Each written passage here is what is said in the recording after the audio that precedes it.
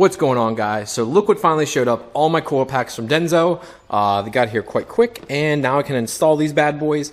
My old ones are over here. I'm going to do a side-by-side comparison, as these did not come directly from Toyota. Now, they are the Denso coil packs that are required, but they don't say Toyota on them. These were actually ordered from Rock Auto for $60 versus Toyota, which is $110 or $115 a coil pack. So almost half the price for the same exact product. So I want to see if there's any real difference or not. I'm not sure if anyone else has used these before.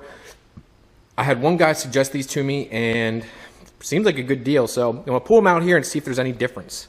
So got all the coil packs out laid out here, guys. Put a side-by-side comparison here real quick. Here's the old, obviously, and the new. As you can tell, the boot color right off the bat is fresh and new, old and whack. You can just tell right off the bat, everything looks nice. You can see how crusty the top is of this one and discolored, as this one looks nice and new. Right off the bat, though, one thing I noticed, big bold letters, Denso made in Japan. So this isn't some cheap Chinese knockoff. Came in nice Denso boxes. It says right in the side, too, made in Japan, too. So I'm hoping there's no issues with these guys. If so, I mean, this would be great. $60 for coil packs would be a nice save for us. I know there's still some cheaper options out there. I think the LQ9s are, I want to say $200, so they're actually really cheap. I think this was a total of like $350 to the house, but it's still not that bad for Toyota reliability and good quality parts. Gonna throw these in, and hopefully I have no issues. I'm holding on to these for right now, just as like a backup if I need the boot for anything, etc., etc. But yeah, this should be good to go, guys. And once again, Rock Auto, $60, can't beat it for the price. One thing I did have an issue with, guys, which I won't be able to zoom in here enough for you to see, this number 6 spark plug, I messed up the tip slightly there. I just had to order a new one because, of course, no one orders these Kohler spark plugs or holds any of these in stock. So I had to order one. It'll be here tomorrow, but I think for the purpose of starting it, it should be fine. I had this gapped up to 25 thou, so that should be enough to at least get this started and good to go. If not, I'll rip it out tomorrow and put a new one in. So let's go ahead and test this out and install these new coil packs.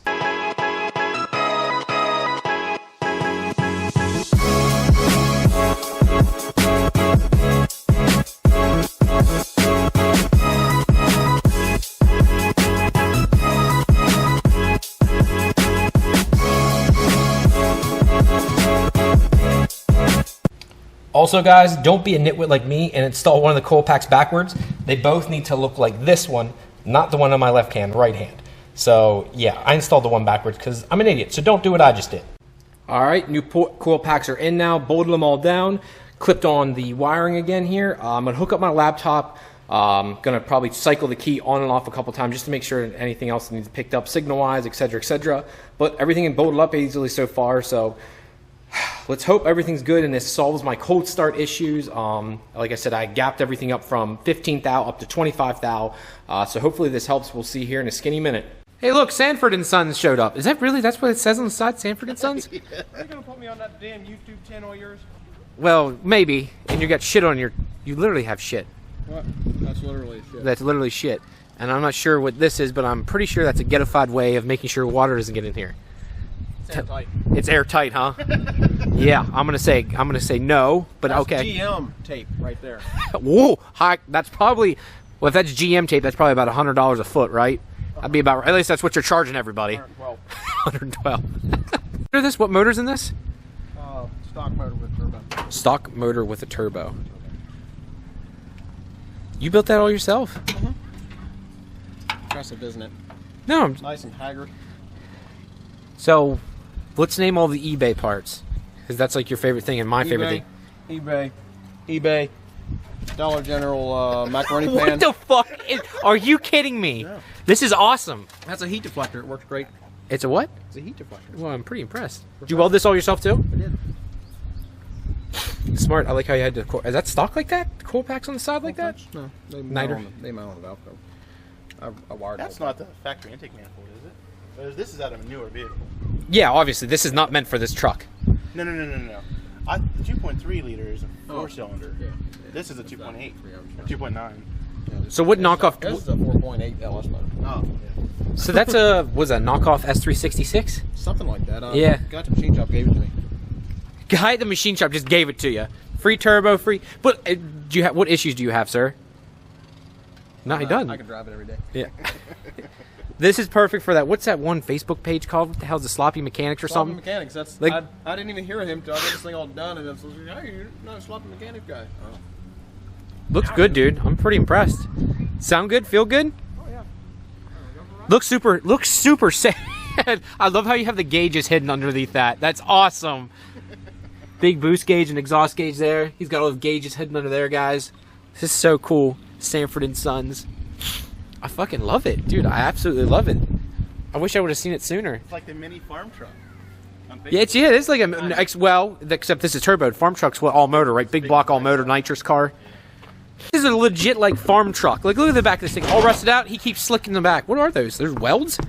They are the Knockoff welds. Yes, they're the Swelds. Summit wheels.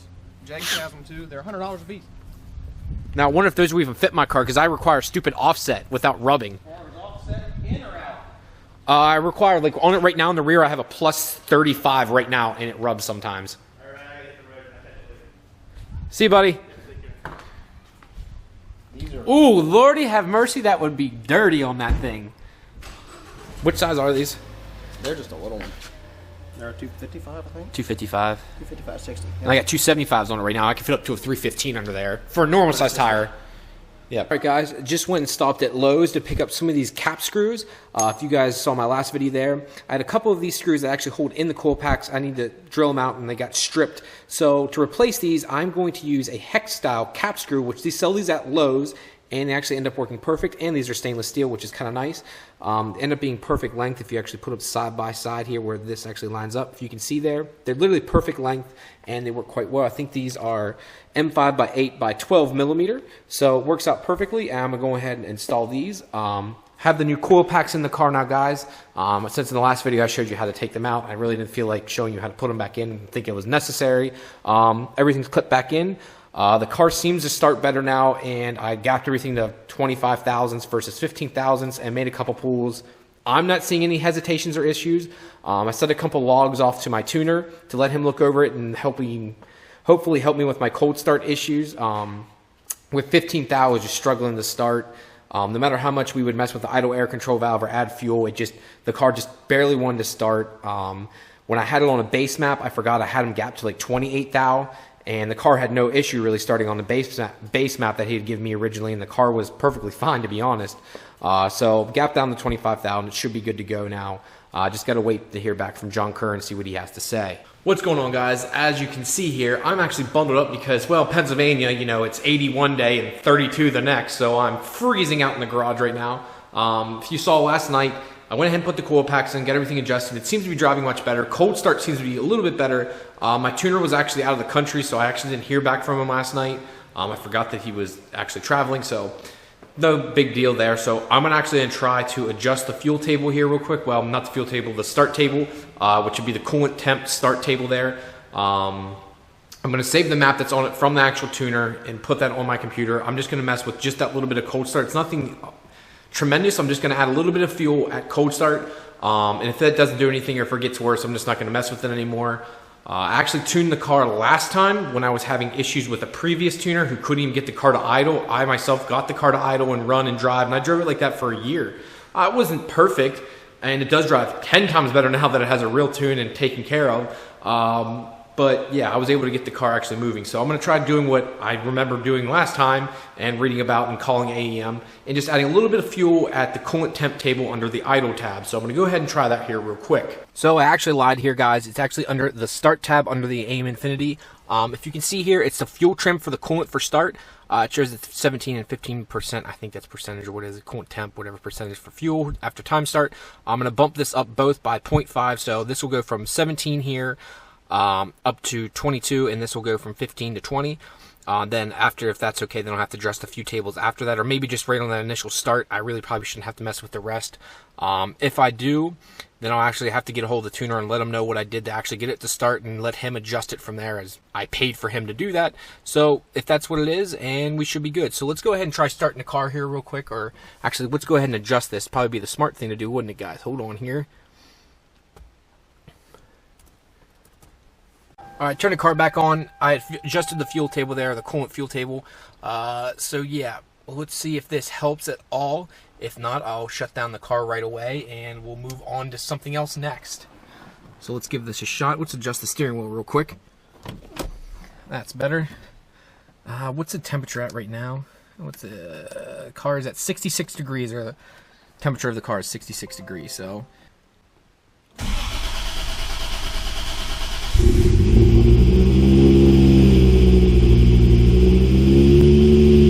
Actually seems better that time.